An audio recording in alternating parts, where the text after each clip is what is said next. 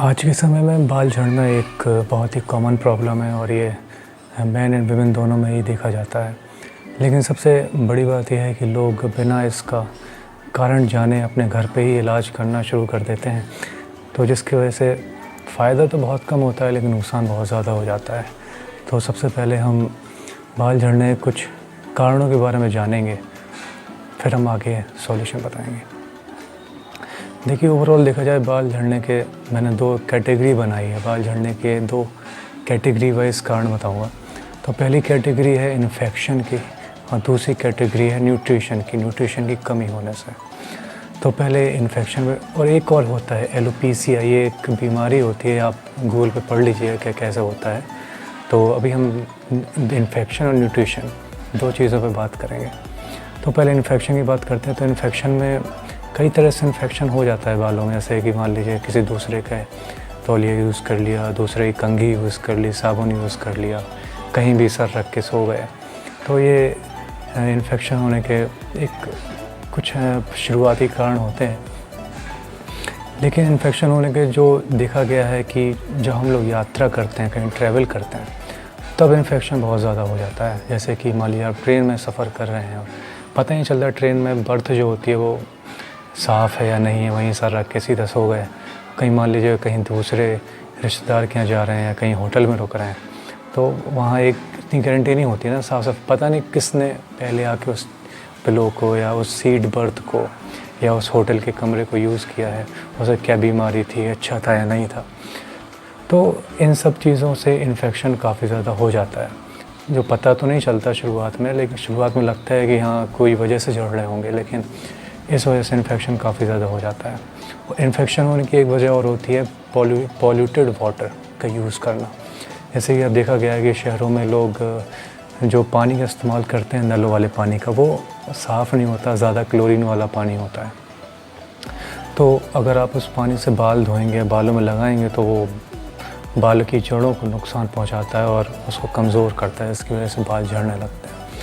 तो जो लोग शहरों में रहते हैं, दिल्ली में, मुंबई में, नोएडा, कहीं भी, तो वो लोग ख़ास तौर से उस नल वाले पानी का यूज़ ना करें।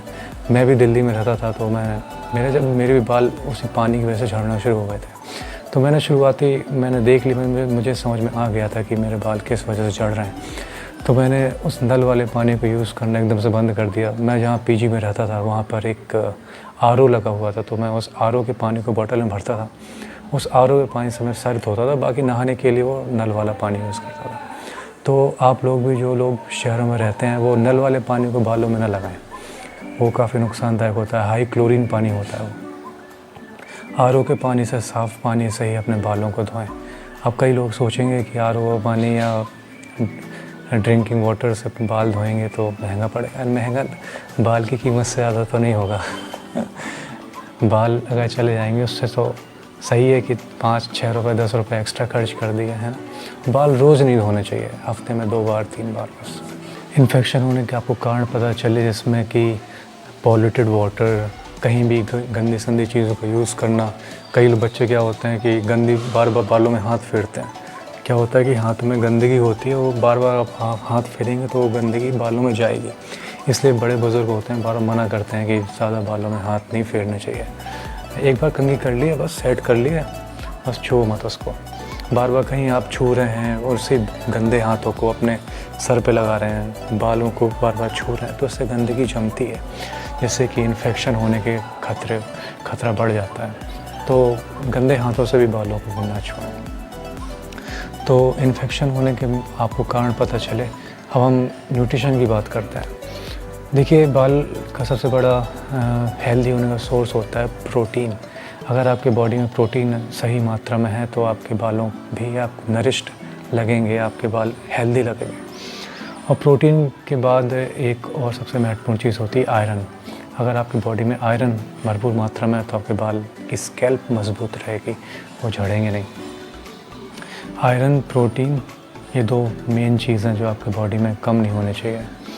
देखिए आयरन जो होता है बॉडी हमें कई तरह चीज़ों से मिलता है, जैसे कि पालक हो गया और नॉनवेज वाली चीज़ें हो गई, एग्स हो गए। लेकिन आयरन आप खा तो रहे हैं, लेकिन आयरन डाइजेस्ट होने के लिए विटामिन सी की ज़रूरत होती है। विटामिन सी अगर आपकी बॉडी में नहीं जाएगा तो आपका वो आयरन डाइजेस्ट नहीं होगा तो शरीर में लगेगा नहीं।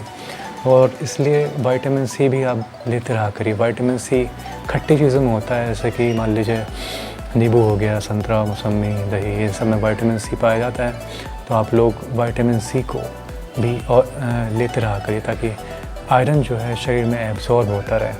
और दूसरी चीज़ है प्रोटीन बताया। प्रोटीन एब्जॉर्ब करने के लिए फ़ाइबर की ज़रूरत होती है। अगर आप प्रोटीन खा रहे हैं लेकिन फ़ाइबर नहीं है बॉडी में तो वो प्रोटीन एब्जॉर्ब ही नहीं होगा। तो हाई फाइबर वाली चीज़ें खाएं जिससे कि आपके शरीर में प्रोटीन जो है वो एब्जॉर्ब हो। फाइबर के लिए आप चोकर वाले आटे का यूज़ कर सकते हैं। इसमें छानते हैं, नीचे चोकर निकलता है, थोड़ा सा मिला लीजिए उसको, फाइबर हो जाता है, वो फाइबर उससे अच्छा मिल जाता है। और हमारे फ्रूट से भी कुछ फ्रूट से फ़ाइबर मिलता है। आप सर्च कर लीजिए फ़ाइबर किन किन चीज़ों में होता है, गूगल पे आपको पता चल जाएगा। तो आपको पता चला कि बाल झड़ने के जो मुख्य कारण क्या होते हैं, इन्फेक्शन की वजह से और न्यूट्रिशन की कमी की वजह से। अगर आप इन दोनों चीज़ों पर ध्यान देंगे तो मुझे पूरी उम्मीद है कि जो बाल झड़ना हो जाते हैं वो फिर झड़ेंगे नहीं और आपके बाल मजबूत बने रहेंगे। जब आप ज़्यादा मिर्च मसाले वाला या शरीर को ज़्यादा गर्म रखने वाला खाना खाते हैं तो उसकी वजह से भी जो हीट होती है हमारे बालों पर अटैक करती है। तो जैसे नॉनवेज हो गया, कई नॉनवेज लोग ज़्यादा मिर्च मसाला डाले खाते हैं, तो ज़्यादा मिर्च मसाला डाल के ना खाएं। और शरीर को गर्म करने वाली चीज़ें, मतलब गर्म तासीर वाली चीज़ें का भी उपयोग कम से कम करें। देखिए, जैसा कि कहा जाता है कि अगर आप हेल्दी रहना चाहते हैं तो अपने पर्यावरण, अपने वातावरण के अनुकूल ही खाना पीना रखना चाहिए। जैसे कि अगर आप गर्म वातावरण में रह रहे हैं तो आपको ठंडी तासीर वाली चीज़ें खानी चाहिए। अगर आप सर्द वातावरण वाले जगह पर रह रहे हैं तो आपको शरीर को गर्म तासीर वाली चीज़ें खानी चाहिए। तो ज़्यादातर इंडिया में वातावरण जो रहता है वो गर्म वातावरण है। हमारी जलवायु गर्म जलवायु में आती है, तो हमें ऐसे खाद्य पदार्थों को खाना चाहिए जो शरीर को ठंडा करें। जिससे क्या होगा कि बॉडी अंदर से ठंडी रहेगी तो आपका पूरा सिस्टम अच्छी तरह से वर्क करेगा। अब ठंडा रखने का मतलब ये नहीं कि आप बर्फ़ वाला पानी पिएँ या बर्फ़ खाते रहें। जो बर्फ़ होती है, बर्फ़ वाला पानी होता है, वो शरीर को ठंडा नहीं करता, बिल्कुल। वो शरीर को जैसे अंदर जाता है, शरीर के अंदर की हीट को बढ़ाता है। ये माना जाता है कि लोग गर्मियों में ठंडा पानी पीते हैं, फ्रिज का पानी पीते हैं, बर्फ़ डाल के पीते हैं, तो बहुत ही गलत एक आदत है ये। इस आदत को बदलिए, क्योंकि ये शरीर के अंदर गर्मी भगाती नहीं है, उसकी गर्मी को बढ़ाती है। जैसे कि बालों पे अटैक होता है, सीधा सर पे अटैक होता है। बॉडी का क्या काम होता है, जो लेस फंक्शनड ऑर्गन्स होते हैं उसको ज़्यादा कम देख रेख करता है हमारा शरीर। जो ज़्यादा फंक्शन वाले ऑर्गन्स होते हैं उस पर ज़्यादा ध्यान देता है। तो आउटर जो हमारी चीज़ होती है, स्किन हो गया, बाल हो गए, तो इन पे बॉडी जो है उतना प्रायोरिटी में काम नहीं करती, मतलब प्राथमिकता नहीं देती। पहली प्राथमिकता शरीर की क्या होती है, अपने अंदर के जो भी अंग हैं उनको सुरक्षित रखना। इसलिए जो भी शरीर में गलत चीज़ें होती हैं, गलत खान पान की वजह से, उसका सीधा असर हमारे चेहरे पर, हमारे बालों पर, हमारी स्किन पर दिखना शुरू हो जाता है।